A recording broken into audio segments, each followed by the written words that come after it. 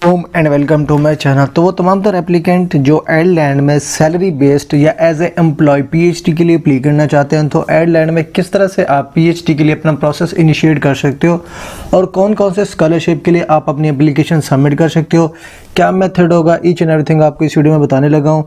तो आपने वीडियो को एंड तक देखना, इंशाल्लाह आपको तमाम तर चीज़ें समझ आ जाएंगी।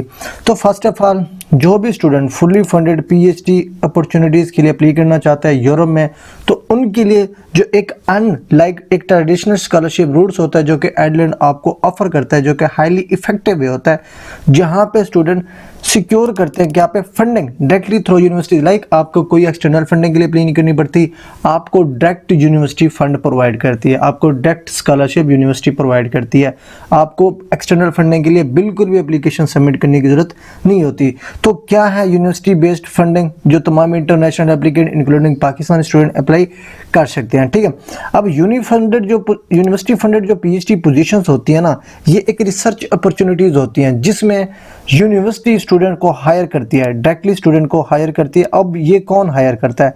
ये रिसर्च सुपरवाइजर हायर करता है, जिसको हम प्रोफेसर भी कह सकते हैं।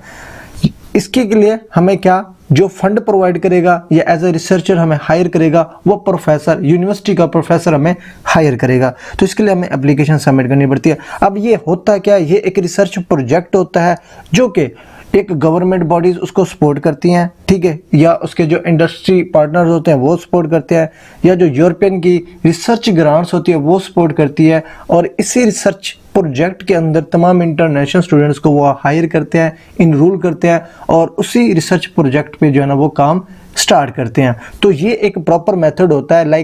आपको क्या करना होता है, अगर यूनिवर्सिटी फंडेड पीएचडी के लिए अप्लाई करना चाहते हैं तो आयरलैंड की आप कोई भी यूनिवर्सिटी अपनी चॉइस के मुताबिक चूज कर सकते हैं, उनको एक्सप्लोर कर सकते हैं, रिक्वायरमेंट चेक कर सकते हैं, और उसी सिलेक्टेड यूनिवर्सिटी में जो सुपरवाइजर्स गिवन है, अब आपने उस प्रोफेसर की प्रोफाइल वहां से शॉर्टलिस्ट करनी है, निकालनी है, email data each and everything, और उसको आपने मेल करना है। लेकिन मेल करने से पहले उस प्रोफेसर का रिसर्च इंटरेस्ट अपना रिसर्च इंटरेस्ट मैच करना है, उसकी पब्लिकेशन आपने पढ़नी है, उसके पेपर्स आपने पढ़ने हैं, और जब आप ईमेल करने लगोगे तो आपने अपनी रेलिवेंसी शो ऑफ करनी है, आपने अपनी मोटिवेशन शो करनी है कि आप इस प्रोफेसर या इस प्रोजेक्ट में काम करना ही क्यों चाहते हो, और वो आपको सिलेक्ट करे क्यों। ये जो दो मोस्ट रीजंस है वो आपने बतानी है। आपने कोई पर्सनल डाटा ये ऐड नहीं करना, जस्ट आपने अपनी मोटिवेशन और रीजन आपने बतानी है कि आपको ही क्यों इस रिसर्च ग्रुप के अंडर प्रोफेसर जो ना आपको सिलेक्ट करे या हायर करे। ठीक है, अब इसके बेनिफिट्स मल्टीपल्स होते हैं, वेरी करते हैं यूनिवर्सिटी। अगर हम जनरल इसके बेनिफिट्स की बात करें, अब यहाँ पे मैंने लिस्ट की है। एक तो आपको एनली जो सालाना स्टाइपेंड होता है, जो कि आपको 18,000 यूरो से 25,000 यूरो मिलेगा। ये जस्ट स्टाइपेंड हो गया या ये सैलरी होगी। उसके साथ साथ आप कोई फ़ी पे नहीं करेंगे, कोई रिसर्च प्रोजेक्ट की फंडिंग पे नहीं करेंगे, इवन क्या आप कॉन्फ्रेंस ज्वाइन करें, ट्रैवल करें, सारी चीज़ें आपकी फ्री होंगी, यहाँ पे इसमें इंक्लूड होंगी। इसके साथ साथ आपको असिस्टेंटशिप प्रोवाइड की जाती है या टीचिंग प्रोवाइड की जाती है, जिसके थ्रू आप एक्स्ट्रा भी अर्न कर सकते हैं।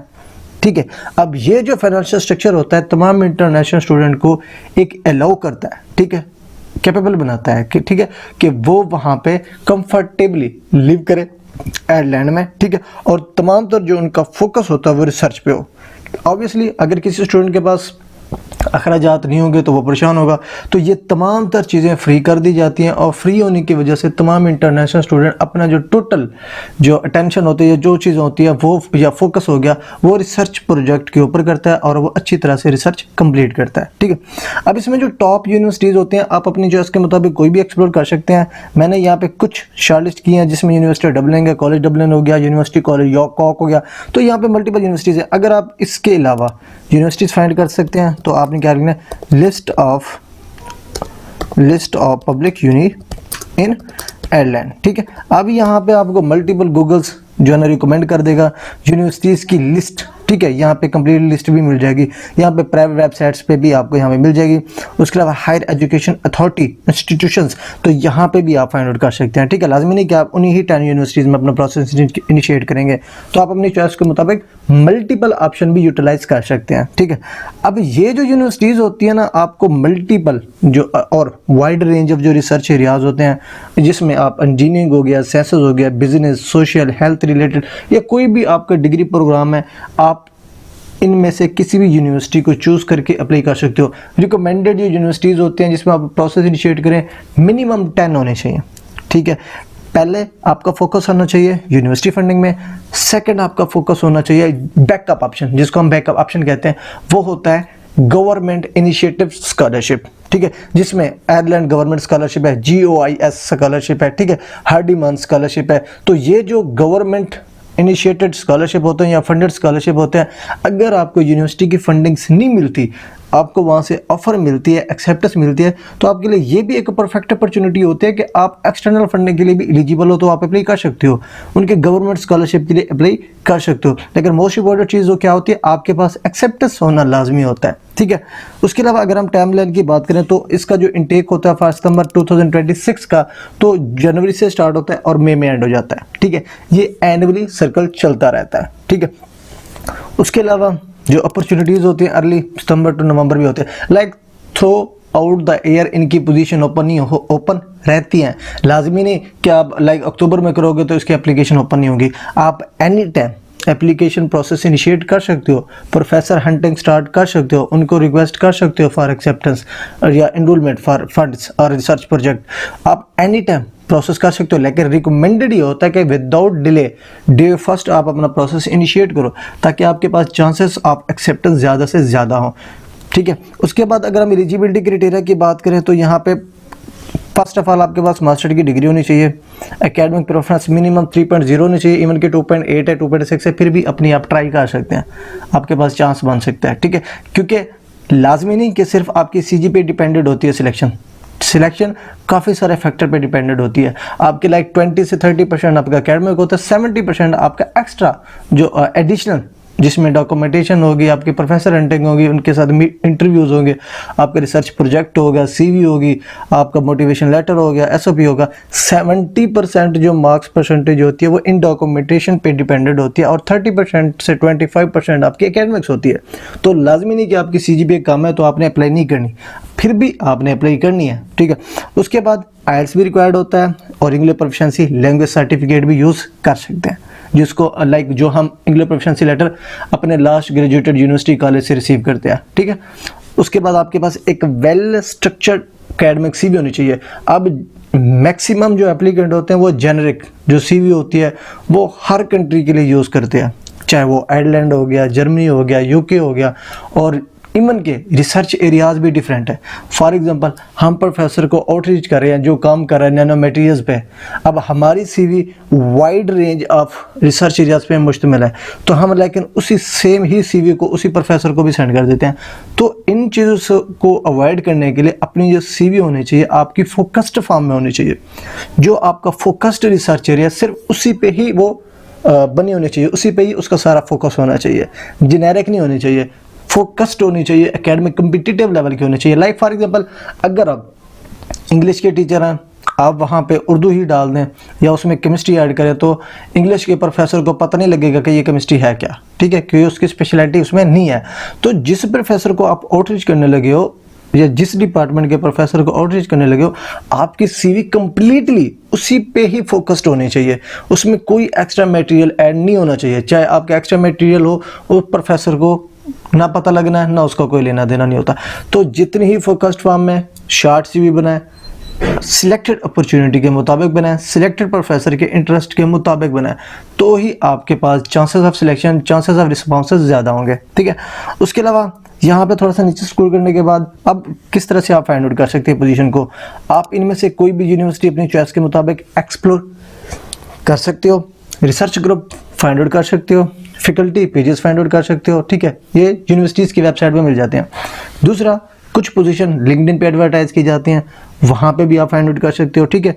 उसके अलावा जो एकेडमिक पोर्टल्स होते हैं लाइक फाइंड अ PhD हो गया, ठीक है, तो यहाँ पे भी आप फाइंड आउट कर सकते हो। तो योर एक्सेस की वेबसाइट्स होगी, वहाँ पे भी आप फाइंड आउट कर सकते हो। लाइक यहाँ पे मल्टीपल चैनल्स होते हैं जिसको आप यूटिलाइज करके आप अपनी चॉइस के मुताबिक PhD की पोजीशन फाइंड आउट कर सकते हो और अप्लाई कर सकते हो, ठीक है।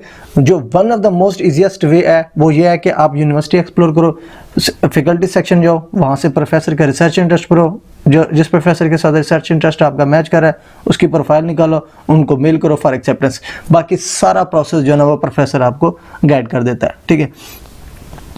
उसके अलावा ये देखिए जी, entire process typically take 2 to 8 weeks. अब ये डिपेंडेंट होता है अपॉर्चुनिटीज़ पे या प्रोफेसर के स्पॉन्सर्स पे भी डिपेंडेंट होता है, ठीक है। उसके अलावा यहाँ पे कुछ स्ट्रेटजीज ये हैं कि तमाम तरह पोजीशन जो है ना एडवर्टाइज की जाती है, ठीक है, ये फंडिंग होती है टोटली। उसके अलावा पहले जो है ना आप अपने प्रोफेसर को डायरेक्टली कॉन्टैक्ट करो, सिर्फ और सिर्फ अपनी CV अटैच करो। इवन कि अगर आप रिसर्च प्रपोजल भी अटैच ना करो, रिसर्च इंटरेस्ट भी अटैच ना करो, अगर आपकी एक वेल कम्पिटिटिव लेवल की CV बनी हुई होगी, रिसर्च फोकस्ड होगी, फिर भी आपको पॉजिटिव रिस्पांस मिलेगा, डेफिनेटली मिलेगा। देखिए जी, कॉमन मिस्टेक्स ये नहीं करनी कि आपने एक फॉर एग्जांपल कोई फेसबुक अकाउंट्स है, कोई स्कॉलरशिप इन्फ्लुएंसर है, वो एक सिंपल सी प्रॉम्प्ट ऐड कर देता है जिसमें मल्टीपल स्टूडेंट्स सीन करते हैं, फिर उसी सेम प्रॉम्प्ट को कॉपी करके वो फिर जिन जिन लोगों ने उसको कॉपी किया होता है उसको मॉडिफाई करके हर प्रोफेसर को वो सेंड कर देते हैं। तो ऐसा नहीं करना, जो भी आपने ईमेल राइट करनी है वो फोकस्ड फॉर्म में होनी चाहिए। प्रोफेसर के साथ अपना रिसर्च इंटरेस्ट मैच करो, अपनी मोटिवेशन शो करो। मोटिवेशन किस तरह से शो करोगे? आप अपनी बैचलर मास्टर के जो आपने थीसिस वर्क किया है, रिसर्च वर्क किए हैं, वो शो ऑफ करो, अपनी मोटिवेशन शो करो, अपनी रेलिवेंसी शो करो। जितना चीज़ें ये आप शो करोगे उतना ज़्यादा आपके चांसेस ऑफ सिलेक्शन ज़्यादा होंगे। लाइक आपने प्रोफेसर को अपनी रीज़न देनी है कि आपको ही वो क्यों सिलेक्ट करे। ये रीज़न अगर आपके पास है तो ही आपने ईमेल राइट करनी है। उसके अलावा हाईली रिकमेंडेड रूट्स क्या होता है जो कि मैंने आपको बताया, प्रोफेसर को आउटरीच करो जहाँ पे कंपटीशन लो होता है। डायरेक्ट पोजीशन पे जाओगे वहाँ पे कंपटीशन हाई होता है, क्योंकि एक पोजीशन होती है, 2 पोजीशन होती है, 3 पोजीशन होती है, लेकिन नंबर ऑफ एप्लीकेट्स थाउजेंड्स में भी हो सकते हैं, लाखों में भी हो सकते हैं, क्योंकि तमाम international all over the world students eligible होते हैं। तो आप खुद सोच लें कि कितनी नंबर ऑफ एप्लीकेशन सबमिटेड होंगी।